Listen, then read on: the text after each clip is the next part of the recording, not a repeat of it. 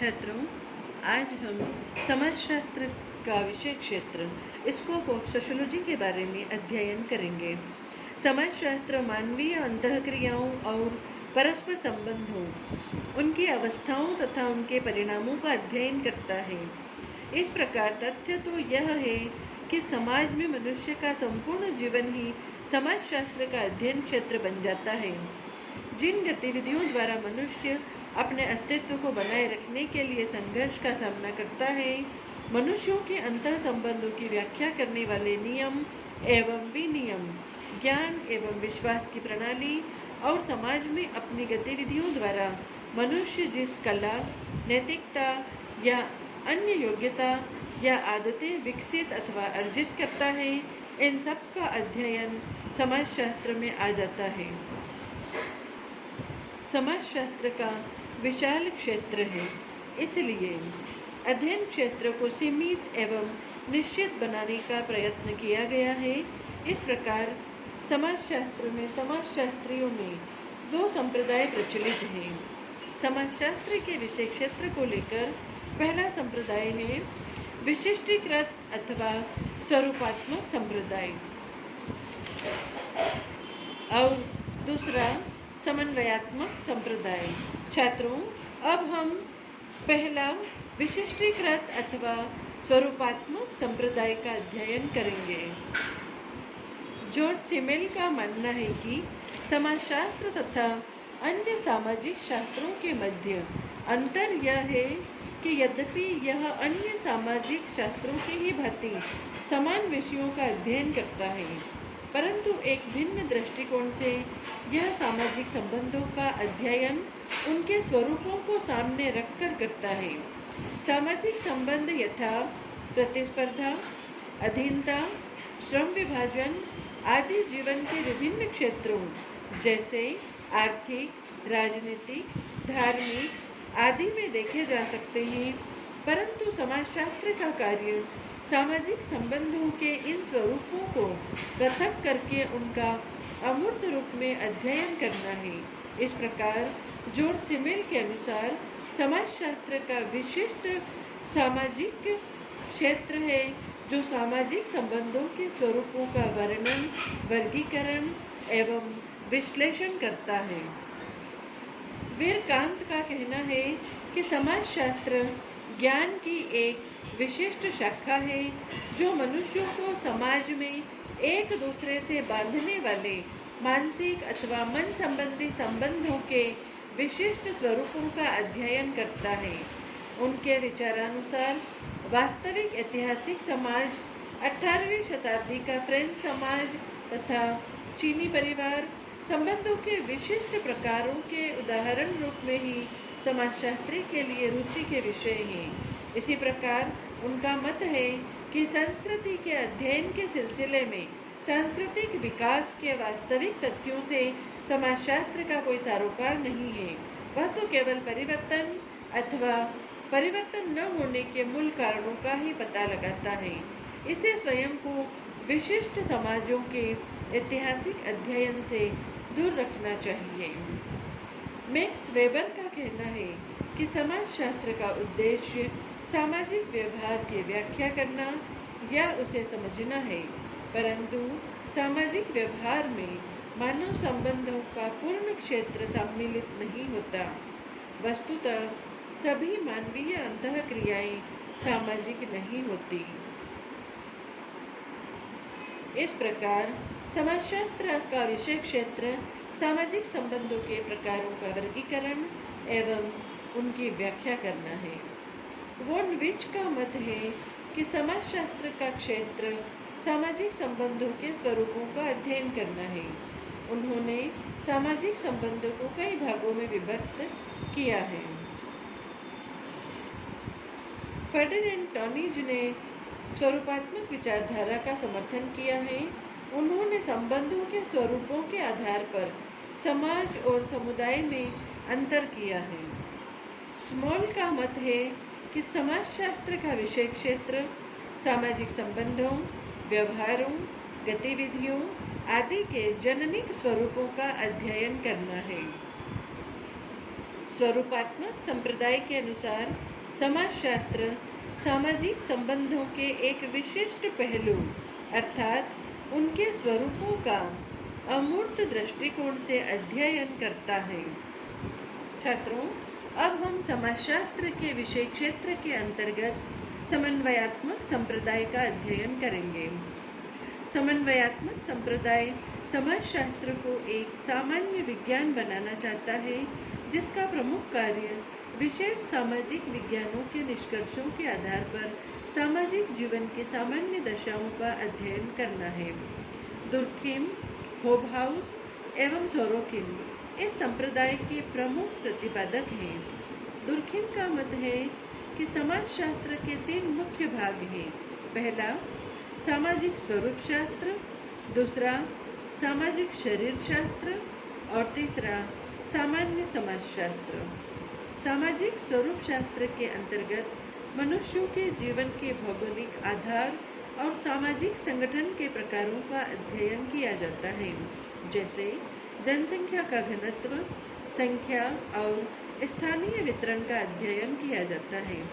सामाजिक शरीर शास्त्र को अनेक उप विभागों में विभाजित किया गया है, जैसे भाषा का समाजशास्त्र, सोशियोलॉजी ऑफ लैंग्वेज, धर्म का समाजशास्त्र, सोशियोलॉजी ऑफ रिलीजन, परिवार का समाजशास्त्र, सोशियोलॉजी ऑफ फैमिली, कानून का समाजशास्त्र, सोशियोलॉजी ऑफ लॉ आदि। इनमें से प्रत्येक शाखा सामाजिक तथ्यों के किसी अमुक वर्ग का वर्णन करती है। सामान्य समाजशास्त्र का कार्य सामाजिक तथ्यों के सामान्य स्वरूप की खोज करना तथा सामान्य सामाजिक नियमों का पता लगाना है। विशिष्ट सामाजिक विद्वानों द्वारा निर्धारित नियम इन सामान्य सामाजिक नियमों की विशिष्ट अभिव्यक्ति मात्र होते हैं। होबहाउस का कहना है कि समाजशास्त्र के कार्यों में दुर्खिम के साथ समानता है। आदर्श रूप में समाजशास्त्र विभिन्न सामाजिक अध्ययनों का समन्वय है, परंतु समाजशास्त्री का तत्कालीन कार्य 3 प्रकार का है। समाजशास्त्री के रूप में उसे सामाजिक क्षेत्र के अपने विशिष्ट भाग का अध्ययन करना चाहिए। साथ ही सामाजिक संबंधों की अंतःनिर्भरता को ध्यान में रखते हुए उसे विभिन्न सामाजिक विज्ञानों द्वारा प्राप्त निष्कर्षों को समन्वित करने का प्रयत्न करना चाहिए तथा उसे सामाजिक जीवन की समग्र रूप में व्याख्या करनी चाहिए। पिट्रिम सोरोकिन लिखते हैं, समाजशास्त्र की अध्ययन वस्तु निम्नलिखित होनी चाहिए। पहली, सामाजिक घटना वस्तु के विभिन्न पहलुओं के मध्य संबंध का अध्ययन। दूसरी, सामाजिक एवं असामाजिक घटनाओं के पारस्परिक संबंधों का अध्ययन। और तीसरी, सामाजिक घटनाओं की सामान्य विशेषताओं का अध्ययन। कार्ल मानहीम ने समाजशास्त्र के विषय क्षेत्रों को 2 भागों में बांटा है। पहला, क्रमबद्ध एवं सामान्य समाजशास्त्र और दूसरा, ऐतिहासिक समाजशास्त्र।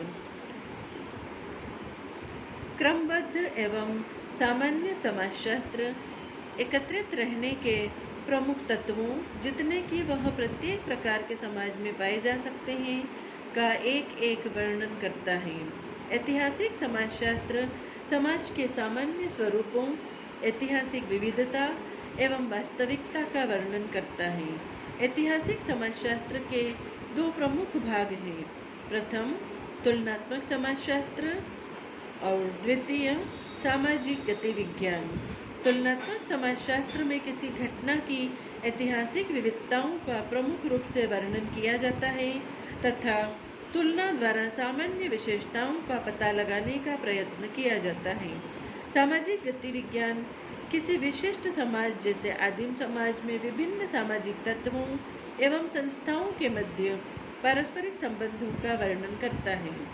गिन्सबर्ग का मत है कि समाजशास्त्र सामाजिक संबंधों के स्वरूपों एवं प्रकारों का वर्गीकरण करता है, विशेषतया उन संबंधों का जिनको संस्थाएं एवं समितियां कहा जाता है। यह सामाजिक जीवन के विभिन्न तत्वों अथवा भागों यथा आर्थिक एवं राजनीतिक, नैतिक एवं धार्मिक, नैतिक एवं कानूनी, बौद्धिक एवं सामाजिक तत्वों के बीच संबंध निर्धारित करता है।